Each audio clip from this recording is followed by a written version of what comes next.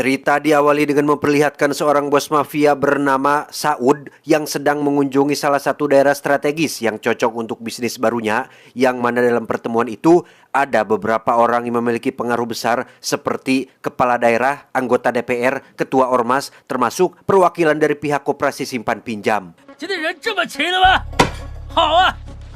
最适合做旅游区的，上他那边盖2个酒店，那里面当然要有赌场了，交给我了，好吧？ Ujub, ria, takabur, sum'ah, dan sebagainya sekilas tercermin dari sikap bos Saud ini, di mana harta dan kekuasaan membuat beliau tinggi hati, bahkan sekelas kepala daerah sekalipun berani untuk dia kerdilkan dengan perilaku tidak pantas dan di luar norma-norma etika kesopanan. 本来是要特意提醒你，不过你放心，我抓住他了。Dengan ambisi yang tinggi, bos Saud berencana untuk mengakuisisi daerah ini dan membuat tunduk para petinggi pemerintahan di sana. Salah satunya adalah bapak anggota DPR yang iya-iya saja dengan semua instruksi. Bukti bahwa dia sudah mendapatkan amplop tebal dari bos Saud.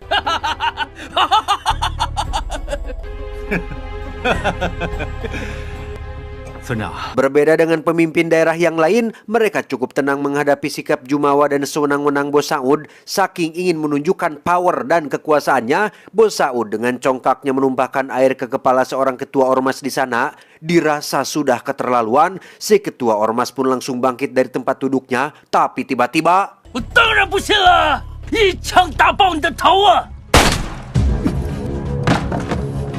没事没事没事，来擦掉擦掉。 melihat kejadian barusan, si anggota dewan pun segera membujuk Pak Kepala Daerah untuk menyetujui semua proposal yang diajukan oleh bos Saud. Namun, sebagai orang terhormat dan punya martabat, Kepala Daerah menolak pengajuan bos Saud secara sopan dan halus, sehingga bos Saud yang tidak bisa menerima penolakan pun langsung menurunkan beberapa anak buahnya dan...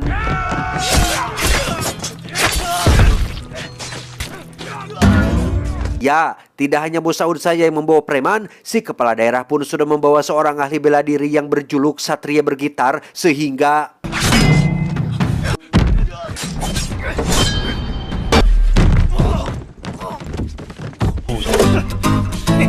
melihat semua anak buahnya tumbang oleh satu orang, bos Saud pun akhirnya memanggil tangan kanannya bernama Kim, di mana ia dikenal sangat tangguh dan punya kemampuan bela diri tingkat tinggi, dan inilah yang terjadi.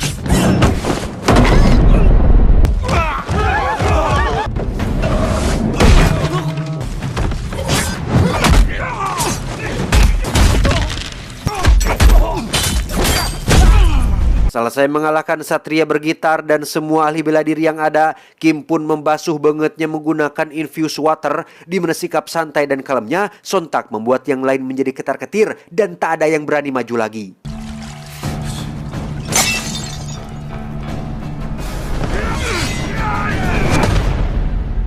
Meski semua jagoannya sudah menyerah, Pak Kepala Daerah tetap pada pendiriannya untuk tidak mau bekerja sama dengan bos Saud, sehingga tak ada pilihan lain, bos Saud pun terpaksa melakukan hal seperti ini.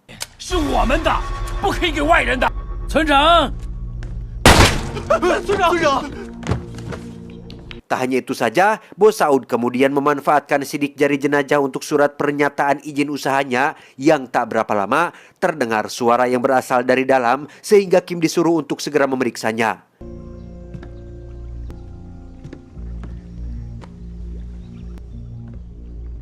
Ternyata itu hanyalah seekor kucing yang sedang mencari makan dan tak ada sesuatu yang mencurigakan. Setelah semua penghalang sudah ditumbangkan, kini bos Saud resmi mendirikan kerajaan bisnisnya di wilayah ini. 1、2、3。 搞定了，收工了。是。 15 tahun kemudian kita akan diperkenalkan kepada seorang pemuda bernama Suan. Ini cucu ngiknya. Terlihat ia tampak sangat tangguh dan memiliki gaya bertarung yang cukup lumayan.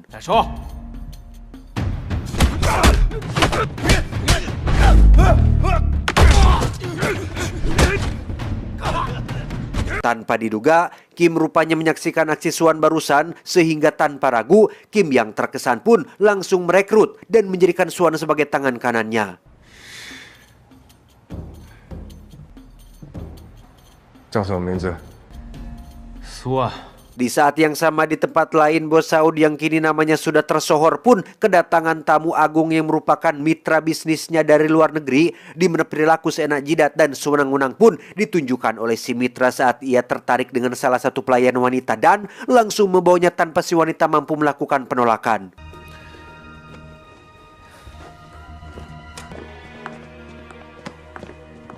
Beralih pada Kim dan Suan yang sedang melakukan suatu pekerjaan, yaitu menemui seorang pengusaha yang merupakan rival bisnis Bos Saud dengan membawa sebuah koper yang isinya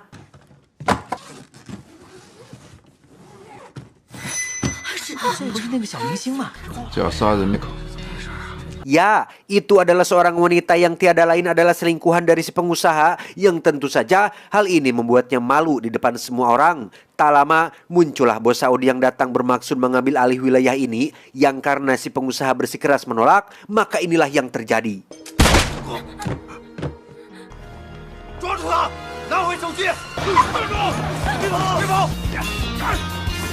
Suan datang tepat waktu ketika Kim sedang butuh bantuan, di mana mereka berdua akhirnya melakukan kolaborasi untuk pertama kalinya dan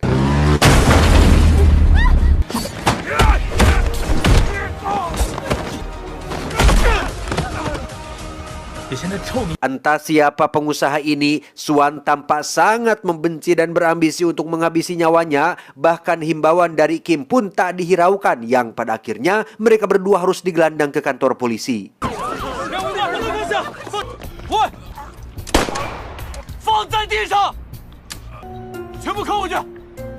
Disinilah kita akan melihat kekuatan uang yang sesungguhnya yang sangat dahsyat ketika mereka berdua lolos dari jerat hukum dan langsung dibebaskan di hari yang sama, di mana Kim mulai menyadari ada sesuatu yang sedang Suan sembunyikan yang ternyata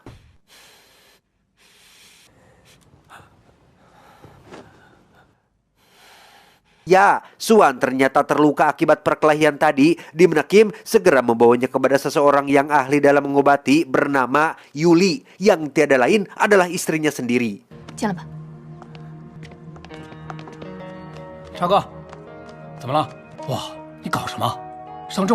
Yang menarik adalah Suan menolak disuntik pereda nyeri dengan alasan ingin merasakan rasa sakitnya seorang diri, yang hal ini tentu saja membuat semua orang di sana geleng kepala dan tidak habis pikir dibuatnya.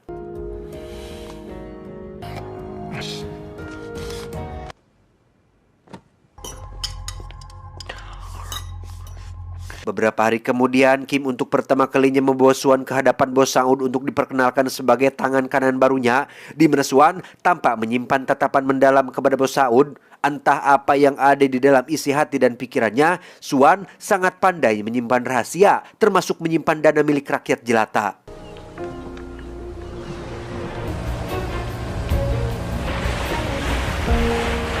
Berlokasi di kapal pesiar mewah, Bos Saud hendak membagikan uang hasil bisnis haramnya.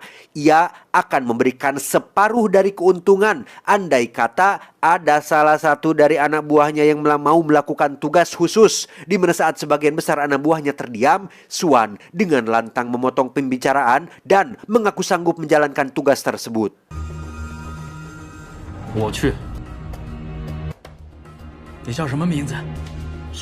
Atas keputusan Suan yang sepihak itu, Kim pun agak sedikit kesal dan marah terhadap Suan yang dianggap telah bertindak gegabah di luar perintah, sehingga terjadilah sedikit konflik di antara mereka berdua, tapi itu tidak berlangsung lama.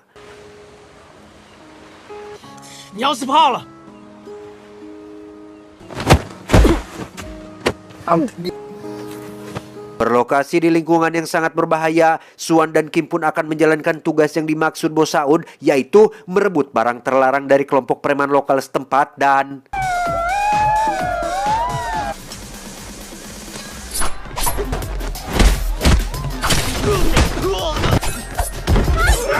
di saat yang sama di luar, Kim berhasil mengambil alih truk berisi barang terlarangnya, di mana Suan yang bertarung seorang diri pun akhirnya terluka cukup parah, yang tepat saat Suan akan dihabisi, tiba-tiba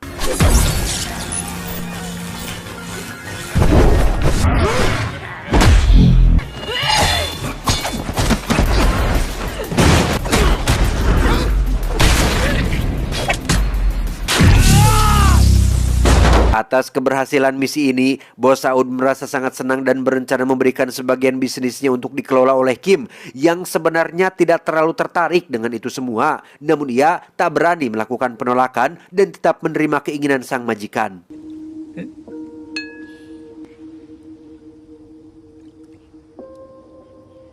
Sepulangnya ke rumah, Kim mendapat kabar gembira terkait kehamilan istri tercinta yang langsung dirayakan dengan makan pepes belut bersama. Yang tak hanya itu saja, Kim kembali mendapat hadiah berharga dari sang tangan kanan yaitu Suan, berupa kalung pemberian mendiang ayahnya karena Suan sudah menganggap Kim sebagai saudara kandungnya sendiri.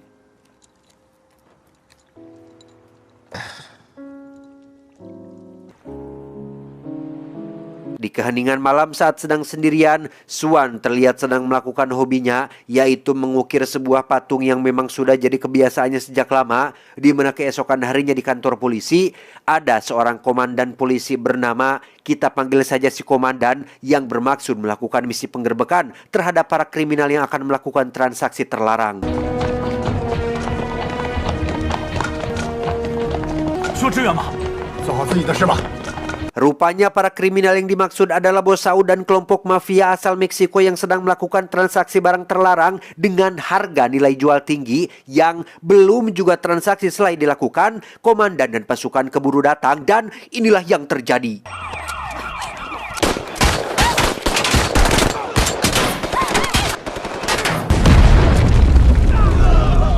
Polisi berhasil menumbangkan kelompok mafia asal Meksiko, sementara untuk Bos Saud, ia berhasil selamat dan kabur melalui jalan belakang. Namun saat akan melarikan diri lebih jauh, Kim tiba-tiba menodongkan pistolnya ke arah Bos Saud karena ternyata selama ini Kim adalah seorang polisi yang ditugaskan untuk menjadi mata-mata.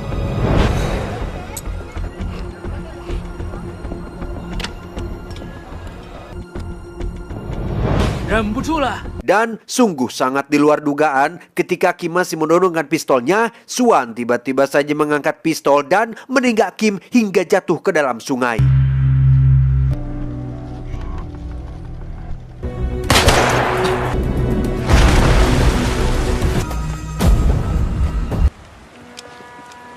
Setelah Kim tewas, Suan menjadi kandidat terpilih untuk menggantikannya. Bertempat di atas perahu yang sedang melaju, Bos Saud mencoba mengulik asal-usul sanad keturunannya agar tidak terjadi lagi pengkhianatan. Namun, hal mengejutkan pun terjadi ketika Suan mencekik supir perahu dari belakang yang mengakibatkan mereka terlempar ke pinggir sungai.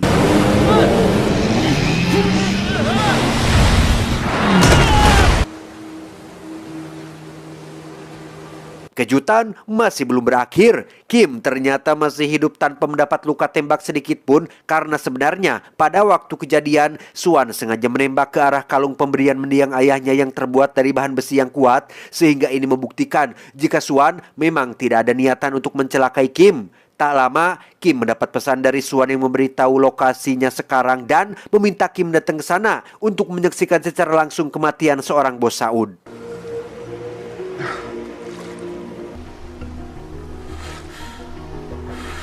Bertempat di dalam sebuah kapal, nyawa Bos Saud benar-benar di ujung tanduk ketika Kim berniat membalas dendam. Saat Bos Saud bertanya, "Wahai anak muda, siapakah engkau sebenarnya?" Suan pun menjawab, "Aku adalah seorang TikToker terkenal yang suka joget-joget. Namun selain itu, aku juga adalah putra kandung dari seorang kepala daerah yang sudah kau bunuh. Dan kini aku berniat membalas dendam atas kematian bapakku." Nyahos ia. 我会让你用同样的方式去见他。 Sekarang sudah jelas siapa sosok Suan sebenarnya. Ia ternyata adalah anak dari bapak kepala daerah yang 15 tahun lalu dibunuh oleh Bos Saud. Suara kucing yang terdengar saat itu sebenarnya adalah suara Suan kecil yang nyaris ketahuan. Namun berkat Kim yang masih punya hati nurani, nyawa Suan kecil pun berhasil diselamatkan hingga tumbuh menjadi pemuda tangguh seperti sekarang. Sultan, Suan. Oh. Tak akan langsung dibunuh karena itu terlalu cepat dan enak sekali. Suan pun menyayat tendon kaki Bos Saud yang rasanya sakit, sungguh tidak terbayangkan. Di mana Kim akhirnya muncul dan berhasil mencegah Suan melanjutkan aksi main hakimnya sendiri.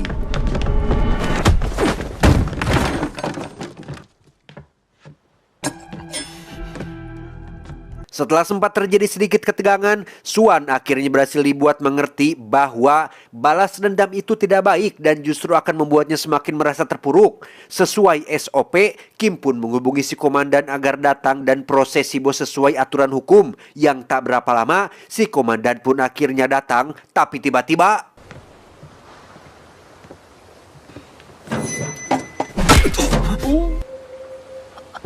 sungguh tak diduga ternyata si komandan adalah komplotan bos Saud yang selama ini berperan sebagai backingannya.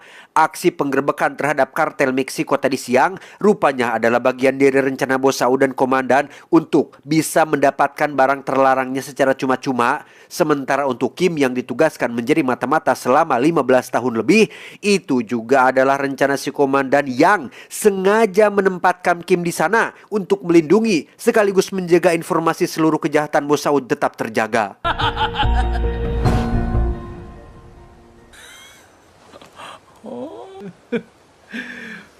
Kini posisi menjadi berbalik, Kim dan Suan pun diikat pada kapal dan dibiarkan terbakar hidup-hidup di dalam sana.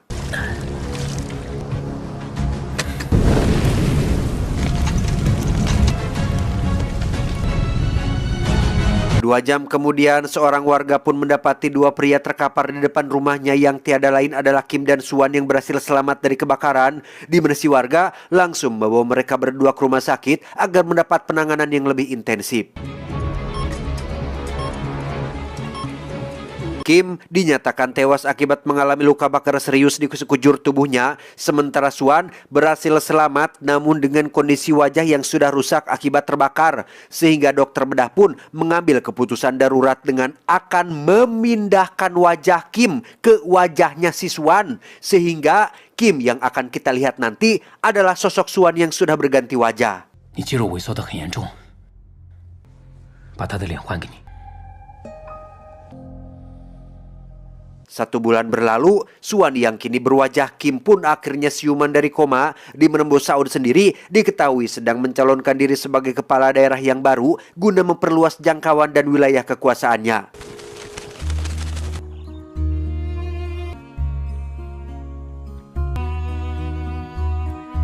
Tak ingin merenung terlalu lama dalam keterpurukan, Suan pun langsung berlatih untuk mengasah kemampuan fisiknya, di mana pada saat yang sama, Yuli, istri mendiang Kim pun didatangi oleh si komandan yang berniat jahat kepadanya, tetapi...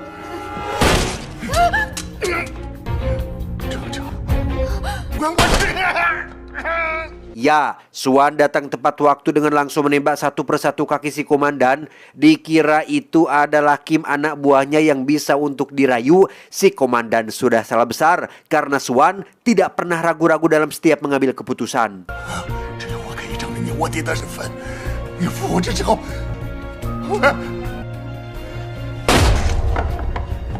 Setelah menghabisi si komandan, Suan pun mengajak Yuli ngobrol di pinggir sungai. Ia dengan jujur berkata bahwa dirinya bukan Kim, melainkan Suan. Kim tewas akibat kebakaran dan kini Suan meminta izin Yuli untuk membalas dendam kematian Kim suaminya yang juga sudah ia anggap sebagai saudara sendiri.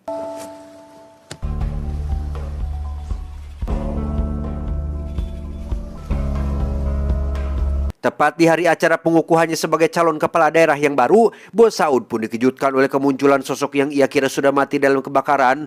Tanpa mengetahui itu adalah Suan, bos Saud pun langsung pergi ke salah satu kediaman mewahnya untuk menyambut kedatangan Suan yang berniat untuk membalas dendam.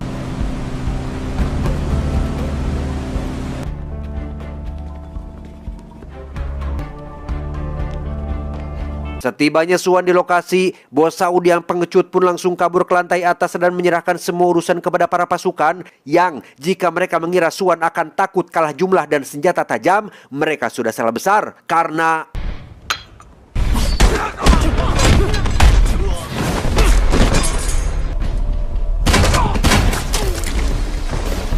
Selesai dengan para kroco-kroco, Suan pun naik ke lantai 2 dan harus menghadapi ajudan si bos Saud yang pandai memainkan pedang, di mana Suan yang punya tekad lebih kuat pun mampu mengimbangi kemampuan si ajudan dan inilah yang terjadi.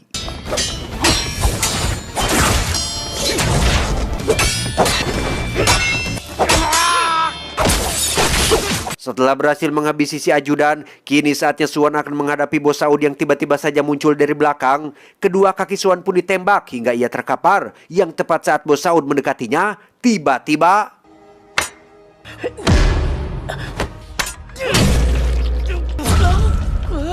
ya, Suan berhasil menikam perut bos Saud menggunakan pisau, tapi tidak cukup dalam untuk menghabisi nyawanya. Di mana saat Suan bangkit dan berniat mendekatinya, bos Saud langsung menembaknya hingga Suan tewas untuk selamanya. Loh, kok?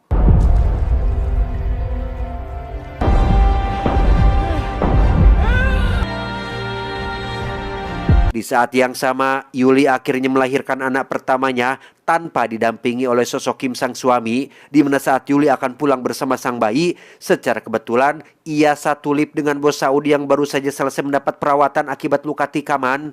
Tanpa mengetahui jika yang ada di sampingnya adalah istri si Kim, bos Saud dan anak buahnya pun membicarakan tentang keberhasilan mereka menghabisi nyawa si Suan. Sehingga mendengar Suan telah gagal membalas dendam, Yulik pun melakukan sesuatu yang tidak biasa dilakukan oleh ibu-ibu yang baru selesai persalinan, yaitu